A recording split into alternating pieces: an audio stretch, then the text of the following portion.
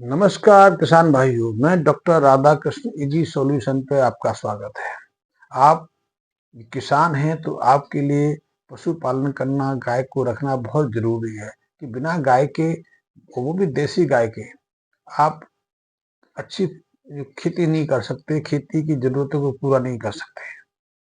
क्योंकि प्राकृतिक खेती का संबंध तो पशुपालन से, गाय के पालन से ही है कि बिना गाय के गोबर से, गौमूत्र से, गोबर की राख से, बिना गाय की छाछ के आप प्राकृतिक खेती नहीं ले सकते। क्योंकि इन्हीं सारे तत्वों की मदद से, गोबर से, गोबर की खाद से, गौमूत्र से, गोबर से तैयार राख से आप अपनी बहुत सारी जरूरतों को पूरा कर सकते हैं।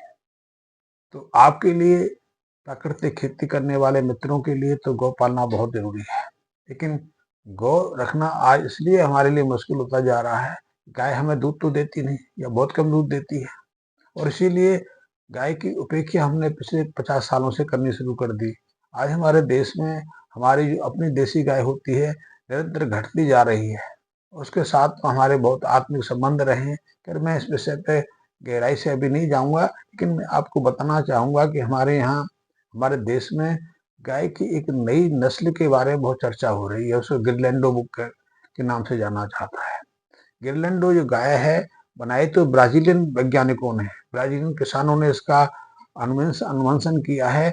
बेसिकली गिरलैंडो गाय दो ब्रीडों के समन्वय से तैयार हुई है।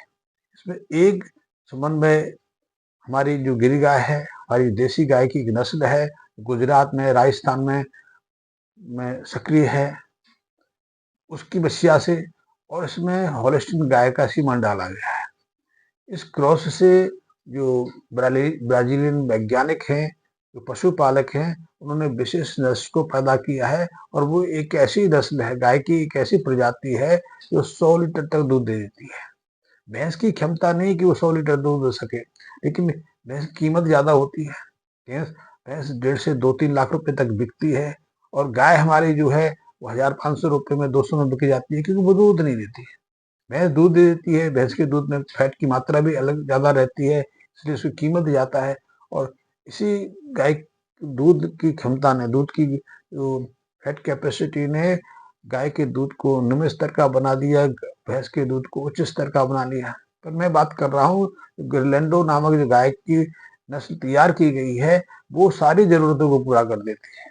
पहली चीज तो यही है कि वो एक ऐसी नस्ल है जो 150 लीटर तक दूध दे सकती है। 100 लीटर देने वाली गिरलैंडो तो कई आपको मिल जाएंगी, हमारे देश में मिल जाएंगी। हमारे देश के कई राज्यों में गिरलैंडो रखने वाले कई डेयरी मालिक हैं। इसमें छत्तीसगढ़ राज्य भी है, हरियाणा है, पंजाब है, राजस्थान है, गुजरात है, और कई जगह ऐसे हैं डेयरी पालक जो गिरलैंडो गाय में रुचि रखते हैं। इस गिरलैंडो गाय को दो गायों के समन्वय से तैयार किया गया है। इसमें एक अंश हमारी देसी गिर गाय से आता है, दूसरा होलिस्टीन गाय से आता है।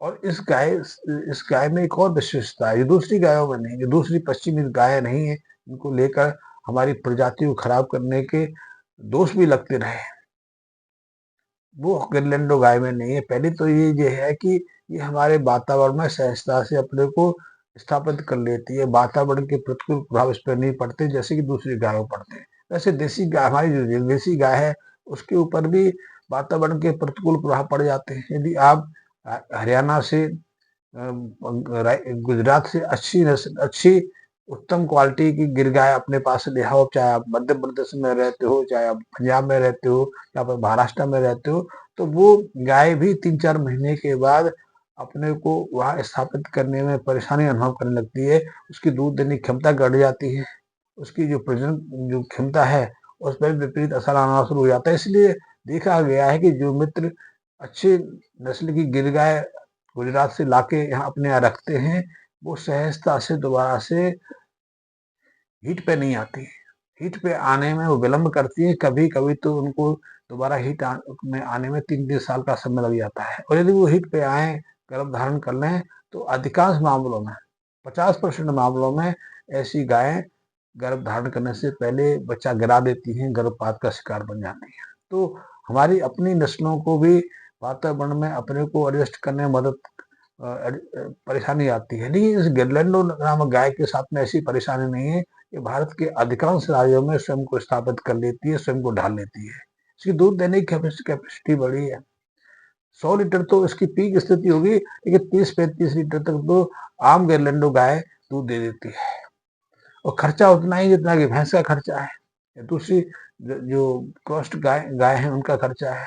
इसके माध्यम से बहुत सारे हमारे डेयरी फार्मर हैं, डेयरी के जो मालिक हैं, अपनी डेयरी को फिर से सही स्थिति में लाने में सक्षम हो गए हैं। यदि इसकी सही से देखभाल की जाए, सही से इसकी न्यूट्रिशन आपूर्ति की जाए, तो ये पहला बच्चा देने के तीसरे चौथे महीने में पुनः हिट पाई जाती है। यानी कि 1.5 साल में 2-3 महीने तो खाली रहती है, 2-3 महीने तो दूध से वंचित रहती है, लेकिन लगभग पूरे साल कुछ ना कुछ मात्रा में दूध देती रहती है। यानी कि 14-15 महीने में पहले ब्यात से 2-3 महीने के बाद पुनः दूध देने की क्षमता में आ जाती है। मेरा कहने का अर्थ है, जो हमारे गौपालक हैं, हमारी गौ देसी गाय में रुचि रखने वाले हैं, वो भी हमारी जो नस्लें हैं, हमारे देश में आज 32 के आसपास देसी गाय की नस्लें मानी जाती हैं। 28 तो सत्यापित प्रमाणित नस्लें हमारे पास हैं, लेकिन अधिकांश की स्थिति बहुत दयनीय है।